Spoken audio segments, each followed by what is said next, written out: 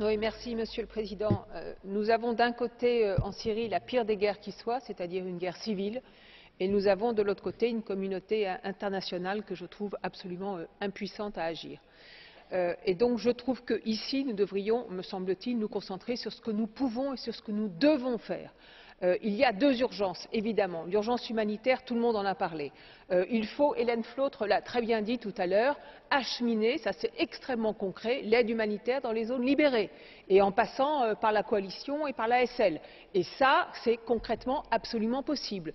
Il faut, deuxièmement, aider davantage les réfugiés qui sont dans les camps, dans les pays voisins, autour de la Syrie. J'ai visité un certain nombre de ces camps. Évidemment, le flux de réfugiés ne cesse de venir et ces pays ont besoin de notre aide et d'une aide supplémentaire. Et ça, c'est concret. Et je pense en particulier au Liban, qui est dans une situation absolument catastrophique. Troisième point sur la question humanitaire, nous pouvons aussi agir en faisant preuve, nous, Union européenne, de solidarité, en améliorant par exemple le traitement des demandeurs d'asile et l'accueil des réfugiés chez nous au sein de l'Union européenne. Et puis il y a une deuxième urgence qui est évidemment l'urgence politique. La Ligue arabe a lancé un appel à la coalition nationale syrienne pour que celle-ci désigne une instance exécutive et participe ainsi au sommet arabe de Doha. J'aurais aimé que Mme Ashton me donne son point de vue sur cette initiative.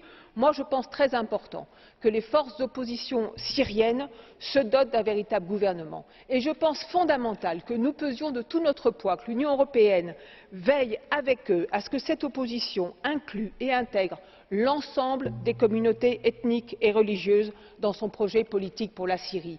Cette manière-là de rassembler les uns et les autres le plus largement possible, c'est la seule façon demain d'éviter l'engrenage de violences intercommunautaires dans une Syrie, j'espère, libérée de son régime. C'est une des conditions, me semble-t-il, pour gagner la guerre demain et c'est une des conditions pour gagner la paix. Je vous remercie.